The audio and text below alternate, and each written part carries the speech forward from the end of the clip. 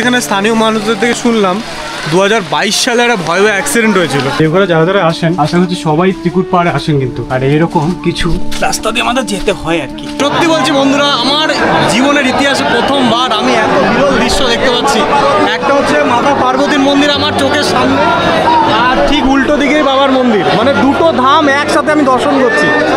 এক বিরল দৃশ্য বন্ধুরা, সত্যি তো ভিড় আমি কোথাও দেখিনি। সত্যি বলছি, 12টা জ্যোতির্লিঙ্গের মধ্যে সব থেকে বেশি ভিড় হচ্ছে এই দেওঘরের বাবা মন্দিরে। মানা যায় নাকি সেই আমলে 9 লক্ষ টাকা খরচ করে এই মন্দিরটি বানানো হয়েছিল, তাই এর নামকরণ করা হয়েছিল 9 লক্ষা মন্দির। পাত্রল মায়ের মন্দির, যেটা দক্ষিণেশ্বর থেকে আনা হয়েছিল। আপনারা দেখুন, এই দেখুন কত সুন্দর মায়ের রূপ, খুবই সুন্দর লাগছে।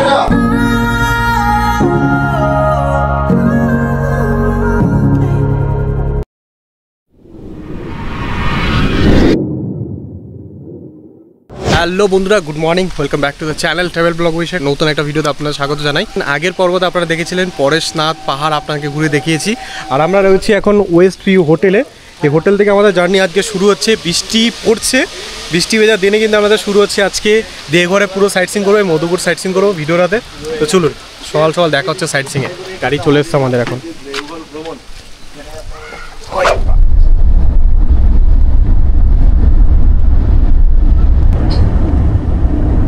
আচ্ছা, আমরা যেহেতু মধুপুর এরিয়ার মতো রয়েছি, হোটেলটা একেবারে মধুপুরের কাছে, তো এখান থেকে মধুপুরের সাইট সিং করতে করতে আমরা দেওঘরের দিকে যাব। তো আমাদের প্রথম পয়েন্ট হচ্ছে এখানকার বিবেকানন্দ মঠ। এই দেখতে পাচ্ছেন, বৃষ্টির দিনে বেশ দারুণ লাগছে কিন্তু পরিবেশটা। এদিকে একটা মন্দির রয়েছে, শিব মন্দির, আর এদিকে মঠটা রয়েছে। এই হচ্ছে গর্ভগৃহের ভিতরে চলে এসেছি আমরা। এখানে স্বামীজি এবং সারদা মা এবং কালীমা রয়েছে, খুবই সুন্দর মূর্তিগুলো। এই পুরো মধুপুর গিরিডি দেওঘর এরিয়াটা কিন্তু বাঙালি ছোঁয়া রয়েছে। বাঙালি কিন্তু এখানে বেড়াতে আসে এবং অনেক বাঙালি রাজবাড়ি, বাঙালির বাড়ি, এখানে অনেক কিছু রয়েছে। তাই বাঙালির ছোঁয়া কিন্তু আপনি এখানে সব জায়গায় দেখতে পারবেন। বেশ দারুণ লাগছে আর কি। আর এখানে অনেক গেস্ট এসে দেখেছি, মানে গেস্ট হাউসও রয়েছে, আপনারা চাইলে থাকতেও পারেন এখানকে বিবেকানন্দ মঠে। এখন আমরা সেকেন্ড পয়েন্টে চলে এসেছি। একটা কথা বলে দেওয়া ভালো, বৃষ্টির কারণে কিন্তু আমরা 4 হুইলারটা নিয়েছি। আপনাদের কিন্তু প্যাকেজে টোটো থাকবে, এখানে লোকাল সাইট সিং সব কাছাকাছি, তো টোটো নিয়ে ঘোরে। তো দ্বিতীয় পয়েন্টে আমরা চলে এসেছি এখন কপিল মঠ। গেটটাই দেখতে পাচ্ছেন খুব সুন্দর, ভিতরে ঢোকা যাক। ভিতরের পরিবেশটা চারিদিকে ফুল গাছে ভর্তি। এটা কপিল মুনির মেন হচ্ছে গুহা রয়েছে, ওনাদের যে শিষ্যরা তারা এখানে মেনলি গুহার মধ্যে মেডিটেশন করে। তো এই স্থানটা আর কি শ্যুট করা ভিতরে অ্যালো নেই, আমরা নিজে দর্শন করে এসেছি। এখানে কপিল মুনি কোনো মন্দির নয় কিন্তু, ঠিক আছে, এটা কপিল মঠ, নামটাই হচ্ছে মঠ মানে গুহা। সে গুহার মধ্যে তাদের শিষ্যরা এবং যারা যারা দীক্ষা গ্রহণ করেছেন তারা কিন্তু মেডিটেশন করেন দীক্ষা লাভের জন্য। আর এই হচ্ছে বিষয়। চলুন নেক্সট পয়েন্টে আমরা যাচ্ছি। কপিল মঠ থেকে চলে আসার পরে কাছে রয়েছে দেবালয়। এই মন্দিরটি আমাদের পয়েন্টের মধ্যে পড়ছে। এখানে মধুপুরে কিন্তু ম্যাক্সিমাম বাড়িঘর কিন্তু আপনি মানে বাঙালি আনা দেখতে পারবেন, বাঙালিদের বাড়িঘর। আর এটা একটা বাঙালি প্রতিষ্ঠিত মন্দির, খুব সুন্দর বিগ্রহ, মানে কালী মন্দির রয়েছে সম্ভব। ভিতরে যাওয়া যাক, একটু দেখি। কালী মায়ের মন্দির রয়েছে, তো ওখানেও শুটিং করে অ্যালাউ নেই, তাই করলাম না। তো ভিতরে দর্শন করতে পারেন আপনি। আর চারিদিকটা খুবই সুন্দর লাগছে মন্দির স্ট্রাকচারগুলো। একটা পুরনো যেই ভাইবসটা কিন্তু আপনার দেবে, পুরনো অনেক আদি মন্দির। সব বেশিরভাগ বনেদি বাড়ি রয়েছে বাঙালিদের, যারা কিন্তু অনেকেই তাদের অস্তিত্ব ছেড়ে এখন অনেক জায়গায় চলে গেছে। তো এটা আপনি ফিল করতে পারবেন এখানে যে বাঙালিদের কিছু ছোঁয়া রয়েছে, বাড়ি ঘর এখনও রয়েছে। কিন্তু আমরা এখন মধুপুর মার্কেটে চলে এসেছি। আর মার্কেটের কাছেই রয়েছে অন্যতম একটা ফেমাস জায়গা বলতে পারেন এখানকার আকর্ষণ, কলম্বিয়াস চার্চ। এই যে চার্চটি প্রত্যেক রোববার এটা খোলে। আজকে যেহেতু শনিবার, আজকে আমরা দেখাতে পাচ্ছি না, রোববারে চার্চটা খোলা থাকে। পুরনো যুগের একটু স্ট্রাকচার আপনি দেখতে পারবেন এখানে। পুরনো একটা রাজবাড়ি বলতে পারেন, যেখানে রবীন্দ্রনাথ এখানে এসে থেকেছিলেন, সেরকম একটা বাড়ি। এখন এটা বিকৃত, মানে বলতে পারেন এখানকার লোকাল মানুষই কিনে নিয়েছে। এখন এটা হোটেলে পরিণত হয়েছে, এখানে চাইলে আপনারা থাকতেও পারবেন। তো হচ্ছে বিষয়, এখন প্রাইভেট প্রপার্টি বলতে পারেন, ঠিক আছে। বাট এই ছোঁয়াটা দেখানোর জন্য আনা আর কি, কারণ এখানের চারিদিকে কিন্তু বাঙালি ঘর বাড়ি এখনও দেখতে পাবেন। সেগুলো কিছু ধ্বংসাবশেষ পরিণত হয়েছে, কিংবা কিছু কিছু রেনোভেট করে কিন্তু সেগুলো বিকৃত অবস্থায় তারা নিজস্বভাবে চালাচ্ছে, বুঝেছেন। এই হচ্ছে বিষয়। তো আমরা লোকাল সাইট সিং কটা রয়েছে, এরপরে আমরা কিন্তু সোজা চলে যাবো দেওঘরে, ঠিক আছে। আপনার সঙ্গে ডাইরেক্ট দেখা হচ্ছে দেওঘরে। প্রচণ্ড বৃষ্টি হচ্ছে এখন। আমরা মোটামুটি মধুপুর থেকে অনেকটা দূরে। এটা কি জায়গাটার নাম? পাত্রল, তাই তো? পাত্রল জায়গাটার নাম। আর এখানে রয়েছে পাত্রল মায়ের মন্দির, যেটা দক্ষিণেশ্বর থেকে আনা হয়েছিল। তো পাত্রলেশ্বরী নামে পরিচিত। আর এই হয়েছে মন্দিরের গেটটি, লেখাই আছে মা পাত্রলেশ্বরী কালী মন্দির। চলো ভিতরে ঢোকা যাক। তো এই হচ্ছে মন্দিরের পুরো চত্বরটা, আর এখানেই মা রয়েছে, মায়ের গর্ভগৃহ। এটা পাত্রল কালী মন্দির রাখা রয়েছে, দেখতে পাচ্ছেন। পাত্রল শব্দের অর্থ হচ্ছে জানেন, পাথরের প্রতিমা। আর পাত্রলেশ্বরী মায়ের রূপ রাখা হয়েছে, নামকরণ মায়ের। আর দক্ষিণেশ্বর থেকে নাকি এই মায়েরকে আনা হয়েছে। আর বলা যায় যখন প্রতিষ্ঠিত করে তখন নাকি প্রচণ্ড পাঠা বলি দেওয়া হয়েছে এখানে। বলির পর বলি দিয়ে কিন্তু মাকে এখানে প্রতিষ্ঠিত করা হয়েছে। আর এখানে দেখতে পাচ্ছেন সে বলির স্থানটা কিন্তু বলি দেওয়া হয়, নাহলে কিন্তু মায়ের পুজো নাকি শুরু হয় না, এখানে মানা যায়। অনেক কটা মন্দির রয়েছে, স্ট্রাকচার দেখতে পাচ্ছেন দেওঘরের স্টাইলের। দেওঘরের যে মন্দির রয়েছে বাবার, ওই রকম কিন্তু মন্দিরের স্ট্রাকচারগুলো। চলুন ভিতরে দর্শন করে আসি। মা কিন্তু এখানে বিরাজমান পুরো, এই যে আমাকে একটু দেখার সুযোগ করে দিচ্ছে। আপনারা দেখুন, এই দেখুন কত সুন্দর মায়ের রূপ, খুবই সুন্দর লাগছে। মায়ের মনসা মন্দির রয়েছে এখানে, রাধা কৃষ্ণ মহাদেব, এবং এদিকে রয়েছে মানে দেবী গঙ্গা। এরকম কিন্তু অনেক মন্দির কিন্তু এখানে রয়েছে। ঠিক আছে, তো চলুন এই মন্দির থেকে বেরিয়ে আমরা এখন বাকি সাইট সিংয়ের দিকে যাচ্ছি।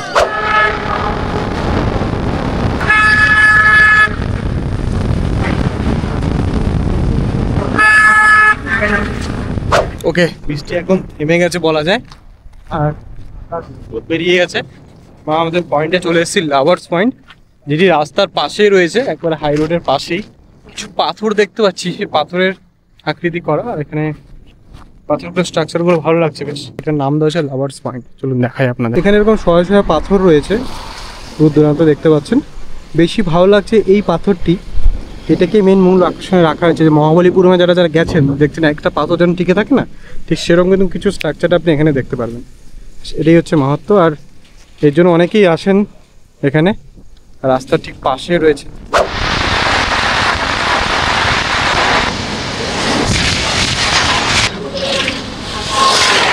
এর পয়েন্টে চলে এসেছি আমরা। এটা হচ্ছে নলক্ষা মন্দির।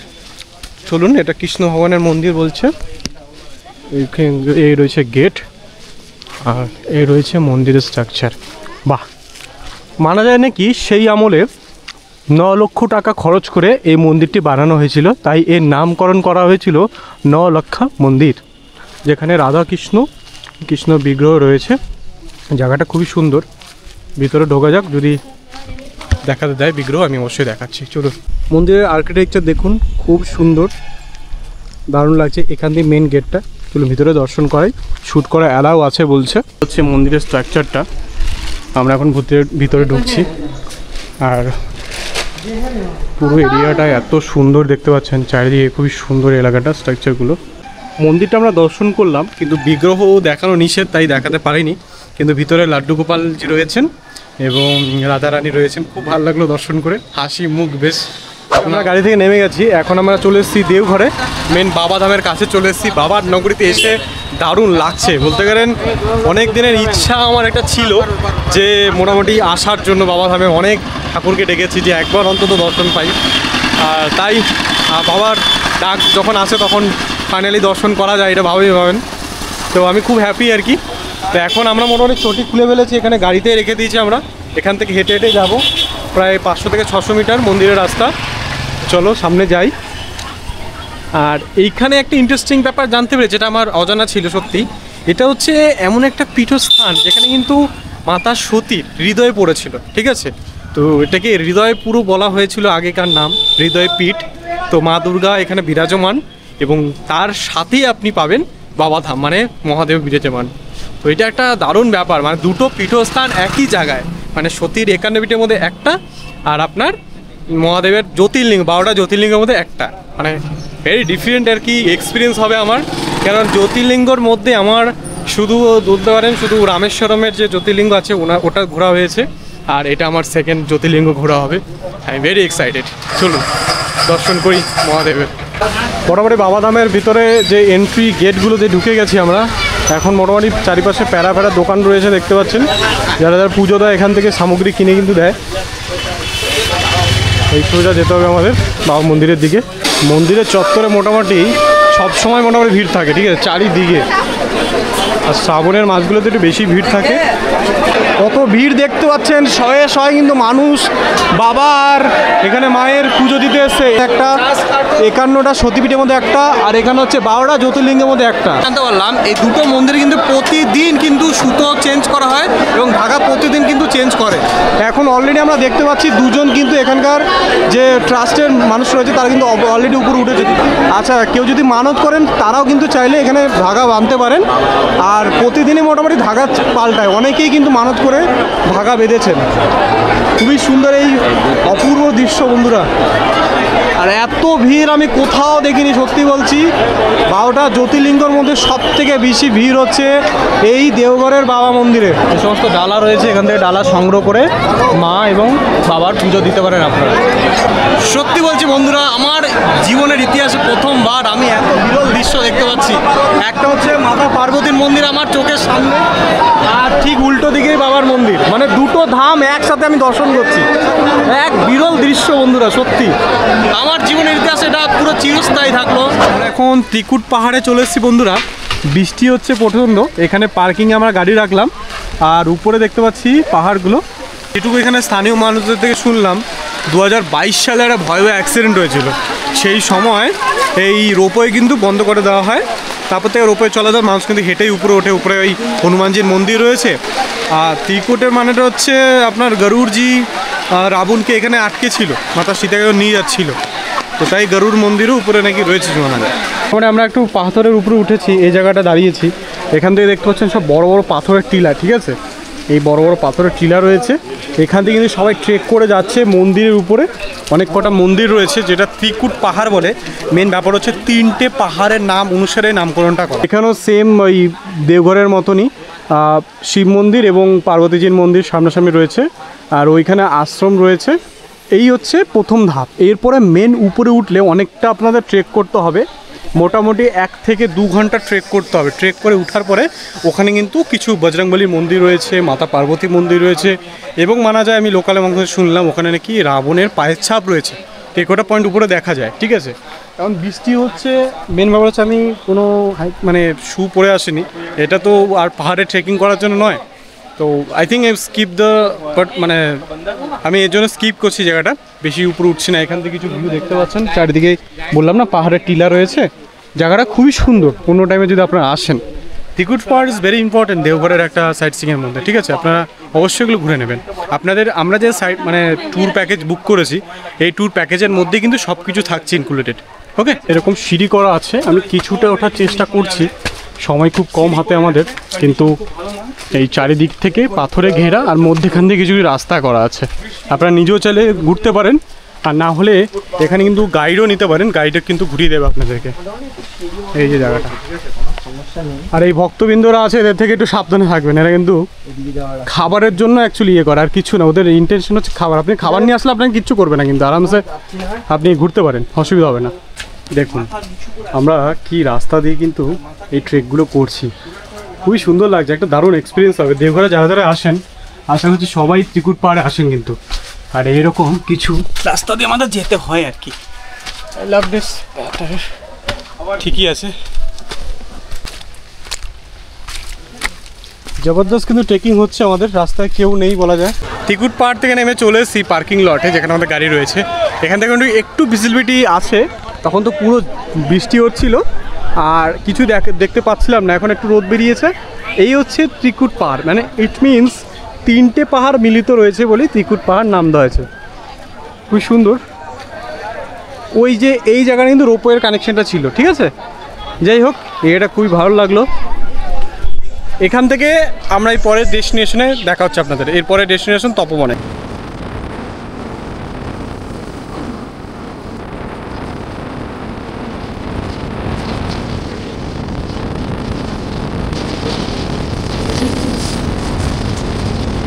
বন্ধুরা আমাদের পরের পয়েন্টে চলে এসেছি তপবন। এখানে অ্যাকচুয়ালি যেটুকু জানতে পারলাম লোকাল মানুষের কাছ থেকে, যে তপবনে আপনার রাবণ এখানে তপ করেছিল, আর সেই তপটাকে ভঙ্গ করেছিল আমাদের বজরংবলী। আর ওখানে উপরে পাহাড়ে মন্দির রয়েছে, এই যে পাহাড়টা দেখতে পাচ্ছেন উপর থেকে দেখা যাচ্ছে এই জায়গাটায়। এদিকে দোকানপত্র রয়েছে, পেয়ারা এখানে নিতে পারেন, লাড্ডু ফাড্ডু নিয়ে যেতে পারেন। হনুমানজির মন্দির আপনি জানেন, মানে লাড্ডু বেশি ওনার পছন্দ, তো লাড্ডু কিনে নিতে পারেন। চারিদিকে দোকানপত্র রয়েছে। এখানে উজ্জয়ন থেকে একজন বাবা এসেছিল, উনি এখানে তপ করেছিলেন, ওনার মন্দির রাখা আছে। ঠিক লেফট সাইডে হচ্ছে মহাদেবের মন্দির, আর উপর রয়েছে হনুমানজির মন্দির। এখানে আমরা এখন ট্রেক করছি না, আপনার চাইলে করে নিতে পারেন। সময় আমাদের বড্ড হাতে কম, এখান থেকে আমাদের এখন কিন্তু মধুপুর জন্য বেরিয়ে যেতে হবে। ওকে, অনেক দর্শনার্থী যারা যারা বাবাধামে এসছে জল ঢালতে, তারা কিন্তু সবাই একবার এখানে কিন্তু দর্শন করেই যাচ্ছে। যেহেতু এটা দেওঘরের পয়েন্টের মধ্যে পড়ে, দেওঘরে কিন্তু ত্রিকুট পাহাড় আর তপবন আর হচ্ছে বাবাধাম মন্দির, আপনি জানেন এই তিনটে কিন্তু ভেরি ফেমাস। এখানে মানুষ এইগুলো দর্শন করার জন্যই আসে। আমরা আজকে ট্রেক করছি না, আপনারা করে নিতে পারেন, সময় বড্ড হাতে কম, এখান থেকে বেরিয়ে যাবো এখন। এখন বন্ধুরা আমাদের গাড়ি থেকে নেমে গেছি, আমরা আমাদের হোটেলে চলে এসেছি। এনাদের হোটেলে টেরিসে এসেছি। টেরিস থেকে দেখুন এনাদের এলাকাটা বেশ দারুণ লাগছে। এখানেও কটা রুম রয়েছে, তার মধ্যে একটা রুম আপনাদের দেখিয়ে দিই। আচ্ছা, 103 নম্বর রুমটা আপনাদের দেখিয়ে দিই। এই রুমটা একটু ব্যালকনি সিস্টেম রয়েছে, আর এলাকাটা খুবই সুন্দর দেখতে পাচ্ছেন। এখানে মোটামুটি 3টে পিলো দেখতে পাচ্ছি, 3 জন থাকতে পারবেন। এসি রয়েছে, নন এসি নিতে পারেন। আর এখানে আপনার দেখাই, এখানে রয়েছে ব্যালকনি রয়েছে, এই যে এরিয়াটা, এই হচ্ছে ব্যালকনি। মানে ভাবতেই পারছি না, মাত্র 3500 টাকায় 3 রাত্রি 4 দিনের মধুপুর গিরিডি অ্যান্ড দেওঘর ভ্রমণের ট্রিপে আমাদের এত কিছু খাবার প্রোভাইড করছে। কি কি দেখছেন আপনাদের দেখাই এবার। এখন আমরা খাবার টেবিলে বসে পড়েছি, খাবারের রকমারি খাবার। এখানে থেকে দেখতে পাচ্ছেন ডাল, আলু ভাজা থেকে শুরু করে আলু পটল, এবং একবেলা কিন্তু মটন দিয়ে বলেছিলাম, সে মটন দিয়েছে, এবং মাছ রয়েছে যদি কেউ চেঞ্জ করে, আর ডিমের কারি রয়েছে, এই রয়েছে সম্বার। ঠিক আছে, খুবই সুন্দর পরিবেশন। আপনারা যারা যারা বুকিং করছেন তারা এই 3500 টাকা কিন্তু এত কিছু পাবেন। আচ্ছা, রাত্রেবেলা ডিনারে আমরা কিন্তু নিয়েছিলাম রুটি আর কষা মাংস, আর স্যালাড রয়েছে। তো এই খেয়ে আমাদের শুয়ে পড়তে হবে, কারণ আজকে অলমোস্ট আমাদের কিন্তু প্যাকেজ শেষ, আর কালকে আমরা সকালবেলায় কলকাতার উদ্দেশ্যে রওনা দেবো। কেমন লেগেছে প্যাকেজটা অবশ্যই জানাবেন। মাত্র 3500 টাকা, আশা করি দেওঘর, গিরিডি আর মধুপুর, আশা করছি এটা ড্যাম শিওর এখানে কেউ করছে না। আপনি নির্ভয়ে কিন্তু 3500 টাকা খরচ করে 3 রাত্রি 4 দিনের প্যাকেজটা অনায়াসে বুক করতে পারেন। আপনি যদি বিশ্বাস না হয়, এখানে যে কোনো গাড়িওয়ালা এবং হোটেলের প্রাইসগুলো আপনি জেনে নেবেন, কারণ এক একটা দিনের প্রাইস কিন্তু এক একটা গাড়ি 4000 টাকা করে কস্টিং পড়ে। তো আমি জানি না কেউ দিচ্ছে কি না, এটা কিন্তু one of the best package আমি বলবো। দেওঘর, গিরিডি আর মধুপুর যদি ঘুরতে চান আপনি কন্ট্যাক্ট করুন, ডেসক্রিপশনে নম্বর থাকলো, স্ক্রিনে নাম্বার দেওয়া আছে। শুভরাত্রি, দেখা হচ্ছে কালে সকালে। গুড মর্নিং ফ্রম মধুপুর বন্ধুরা। আমরা হোটেল থেকে আমরা চলে এসেছি এখন মধুপুর জংশনে। তো আমাদের আজকে 3 রাত্রি 4 দিনের প্যাকেজটা অলমোস্ট শেষ। এখান থেকে আমরা এখন চলে যাবো বাড়ির উদ্দেশ্যে। এবার বলে দিই, মধুপুর থেকে ফেরার 2টি ট্রেন রয়েছে। আমরা যেটি ধরছি সকালবেলায়, এটি হচ্ছে হাওড়া রক্সোল এক্সপ্রেস, মানে রক্সোল টু হাওড়া এক্সপ্রেস। আর আরেকটি ধরতে পারেন যেটা হচ্ছে সব থেকে বেস্ট, সেটা হচ্ছে জনশতাব্দী এক্সপ্রেস, যেটা 9টায় 26 নাগাদ এখানে ঢোকে। ওই ট্রেনটা ধরে কিন্তু আপনার হাওড়ার উদ্দেশ্যে রওনা দিতে পারেন। চয়েস আপনার।